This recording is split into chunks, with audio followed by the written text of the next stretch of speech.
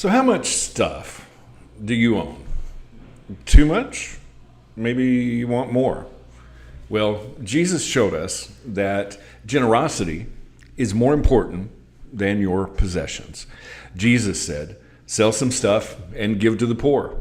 Good morning and welcome to 755 Live. For about 5 minutes, you'll hear all about easy to remember soundbite versions of what Jesus said. And the point is to help you experience life to the fullest the Jesus way. Today's Jesus Said comes from a couple of places, and you can find these commands of Jesus every weekday at our Bible plan at bible.today.church.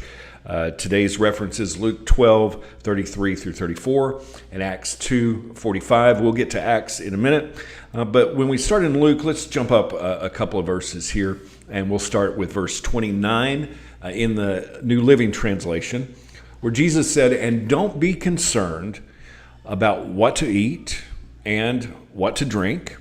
Don't worry about such things. These things dominate the thoughts of unbelievers all over the world. But your Father already knows your needs. Seek the kingdom of God above all else, and He will give you everything you need. So don't be afraid, little flock, for it gives your Father great happiness to give you the kingdom." So that's the context. And then Jesus says in verse 33, "Sell your possessions and give to those in need. This will store up treasure for you in heaven. And the purses of heaven never get old or develop holes. Your treasure will be safe. No thief can steal it, and no moth can destroy it. Wherever your treasure is, there the desires of your heart will also be." So the soundbite version of that, Jesus said, sell some stuff and give to the poor. This is a pretty tough statement. In fact, every time that this command comes back around in the rotation, I get convicted about it. And the question is, what's your focus? What is my focus? When Jesus was speaking to the rich young ruler in Matthew 19, Mark 10, and then in Luke 18, the rich young ruler had all of the rules down, but Jesus knew his heart. In fact, the Mark account of this interaction, it says that Jesus looked at this rich young ruler and loved him, and he challenged him to sell his stuff, to give to the poor and follow him. But he went away sad because he had so much wealth. You see, choosing stuff over Jesus is not the way to happiness. What are we focused on? Where is our heart? Well, what we focus on is where our heart is. And sometimes we are focused more on our stuff. But it's not about our possessions. We need to declutter our hearts.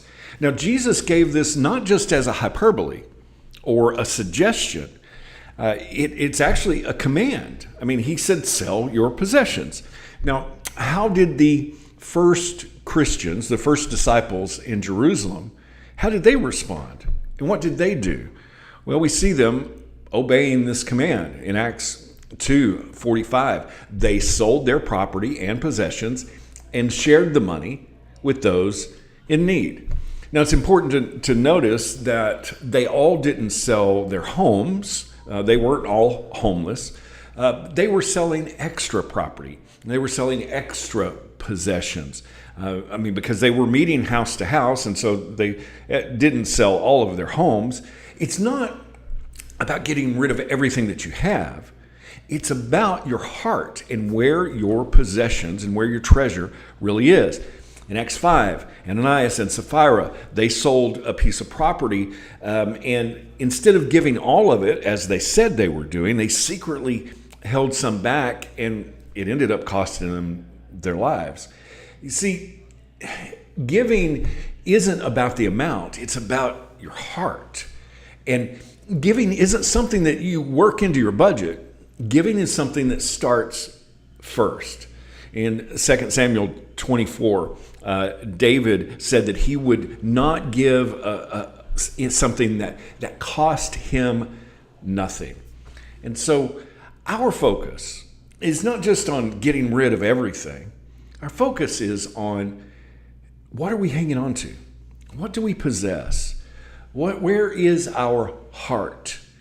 And if we have too much, maybe it's time to do some inventory and to really be a living sacrifice. And as Jesus said, sell some stuff and give to the poor. How can you put that into action today? Thank you so much for listening. If this is meaningful to you, it does mean a lot when you like it, when you share it, when you comment. I really appreciate you. I hope that you have an amazing day. And I hope this time together has helped you live life to the fullest the Jesus way. And remember, follow Jesus today. Love first.